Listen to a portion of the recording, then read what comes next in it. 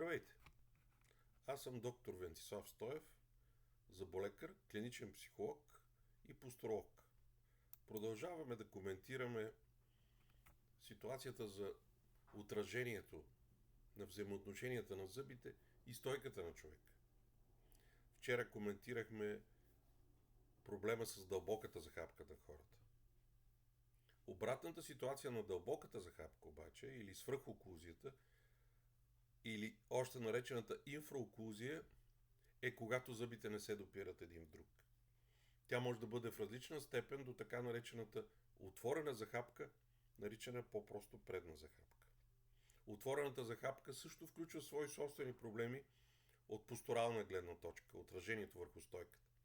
Ще видим по-късно в подробности как езикът се мъква в този вид дупка, която се създава, създавайки поредица от проблеми с стойката и в устата.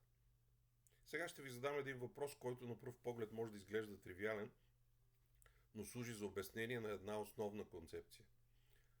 Бих ви попитал, нормално зъбите трябва ли да са в контакт един с друг? Трябва ли да се допират при затваряне или трябва да останат отворени? Много пациенти са убедени, че зъбите в покой трябва да са в контакт един с друг. В покой обаче горните и долните зъби не трябва да се допират, а между тях трябва да има свободно разстояние от няколко милиметра.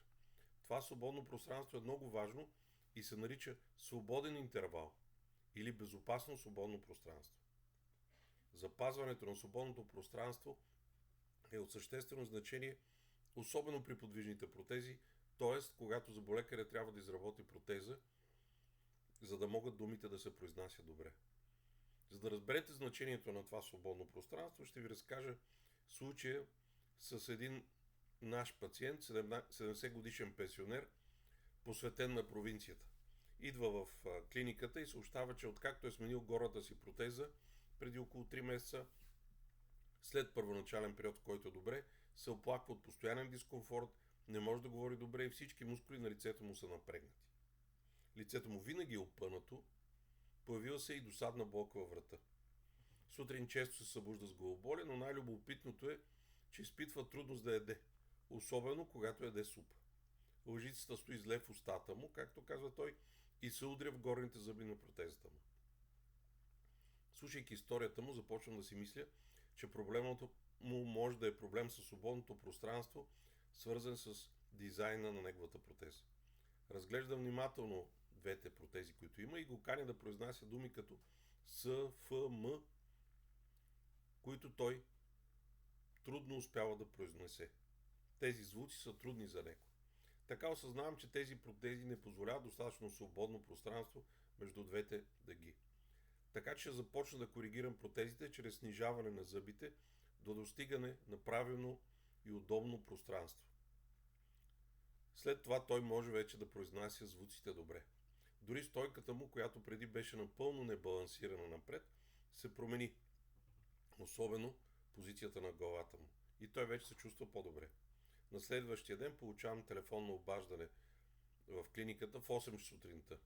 Това е той, който ми казва, че е ял супата си предната вечер без проблеми и му се е сторила истинска и ми благодари горещо. Впоследствие направихме 2 нови подвижни протези с правилната височина и препрограмирахме стойката. Пациента вече е добре, вече продължава да си хапва супата и да си работи на село. Видяхме как един обикновен случай на лошо изработена протеза може да създаде много сериозни проблеми. В днешно време е възможно да се решат голяма част от проблемите с болки в гърба при пациент на напреднала възраст, просто чрез препрограмиране на стойката и повторно адаптиране на стара протеза и след това редизайн на нова. Нека сега, след като видяхме някои клинични случаи, завършим нормалните параметри за добра хармония, като анализираме лицето в профил. Равнините на лицето, гледани отстрани, трябва да са хармонични, без забележими оттегляне или издаване напред на горната или долната челюст, както и на главата. И накрая нека си припомним, че в устата, определена като нормална, очевидно всички зъби е добре да присъстват, езика трябва да е центриран, когато е изплезен напред, и юздичката под езика, или така наречения френол, за който ще говорим отделно, не трябва да бъде толкова къс, че да предотврати излизането му.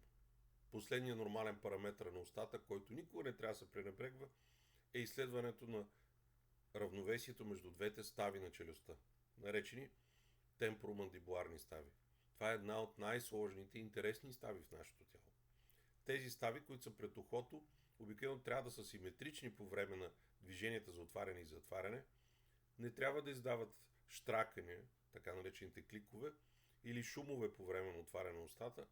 Освен това, мускулите на слепоочията, свързани с тях, не трябва да показват контракции, напрежение или болезненост. Ще говорим и за това, защо завъртяното рамо или болката между лопатките може да е причинена от проблем с тази същата става. За сега достатъчно да знаете, че проблема на взаимоотношението на зъбите е като камъче в обувката. В началото не боли и е поносимо, но ако не го премахнеме, ще ни дразни непрекъснати. По този начин едно просто щракане, клик в ставата, може да причини изместване на челюстта до степен да смути работата на много важен мускул на устата, който можем да считаме за генерален директор на всички дъвкателни мускули, така нареченият страничен кривовиден мускул, който става по-голям и болезнен. Впоследствие, чувствителността и напрежението ще се разпрострат до трапецовидния мускул на гърба от същата страна, а понякога надолу до нивото на таза, където е засегнат друг ключов мускул, наречен псоас, един от вътрешните мускули на таза. Съкръщавайки се на свой ред, той може да причини разлика в дължината между двата крака. Псоасът, наричан още мускулът на душата, тъй като има огромно влияние върху стреса, както и стреса върху него, безпокойството и страха, когато е подут, може да причини проблеми с пикочния мехур, както и да причини болки в кръста. Този мускул е много важен за поддръжката на правилната стойка, тъй като тя също е тясно свързана с дишането чрез диафрагмалния мускул. Невероятно, нали? Започнахме от челюстната става и стигнахме до пикочния мехур. Ще преразгледаме тези интересни връзки между стойката на системно ниво в по-нататъчните ни разговори. Благодаря за вниманието.